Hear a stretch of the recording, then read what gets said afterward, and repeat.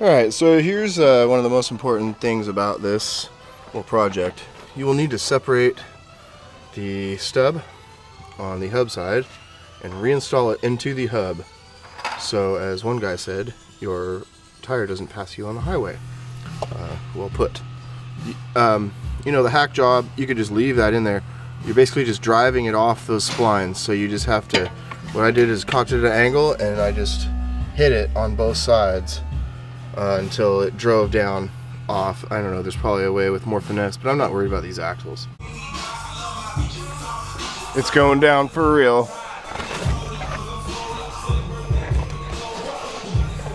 Got that off. Looks like there's a little set screw or a pin up in there I gotta drive out or pull out, figure it out. And that's it. Take off this tail cover and pull the diff out, weld it up, put it back in, and reverse the process. Bam. Drift Subi.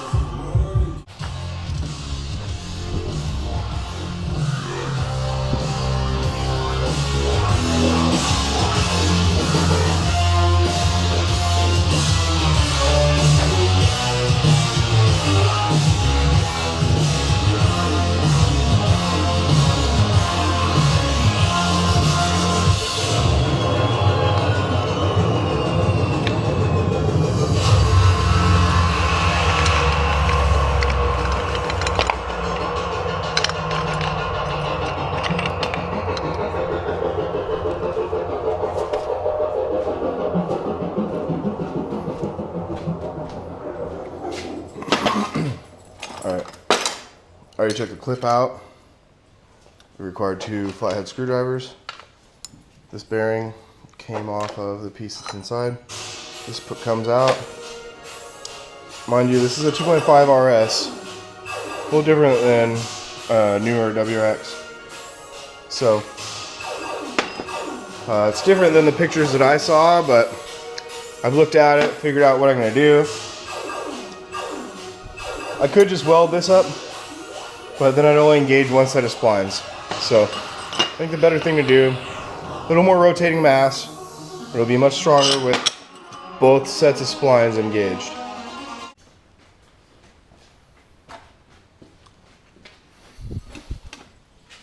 Alright, still a little warm. See a pretty nice even heat signature there. It's not pretty, but it'll do the trick. I'm going to knock all those little buggers off. I did use anti-spatter, but it stuck to a few little spots. Nothing bad. The splines look real good. I don't see any buggers in there. So that's what's up. That one's all welded. I got weld all around on the inside and all around on the back. So there's really nothing more to it. Sometimes guys fill in all those gaps between the gears, but I don't believe in that, especially not here where you know, the strength of those splines is so low. I'd be more worried about distorting the splines and messing with the spline engagement. So not going to go that route.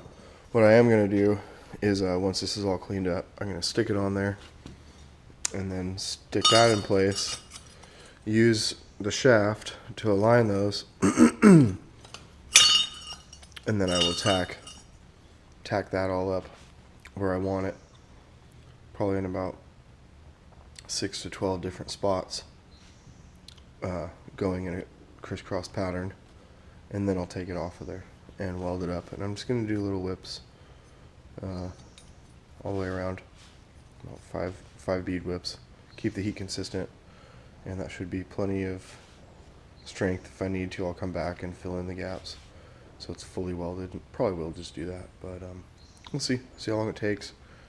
And I just kind of do it by feel, what I really believe is strong enough and will hold up. So I've got a little tack in there. Gonna put a nice fat hot rosette in there. Do the same thing here. Got a little tack there. Tacked it here, and I tacked it there. That way everything is aligned. I did all that on the actual shaft. so that everything stayed aligned, and then I let it cool, and then I slid it on and off a couple times in different positions to make sure everything is good, and it's all good. Okay, so about to weld this thing up. It'll be one final wipe of alcohol in there, and the way this goes together, if I had a TIG welder, I would bevel and weld here on these edges and then turn it down flat again, but I'm doing it the low-tech way to show you guys, and I know I've seen it done by many others. This is all you need to do. You can do this in the garage. You don't need to be a precision welder. You do need a decent welder. You do need to make your parts extremely clean, and you need to keep even tension. That's one thing I really want to stress here.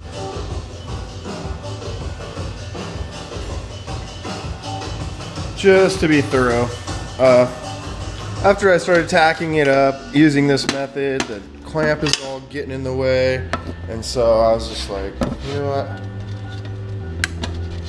I think I only really need that many tacks.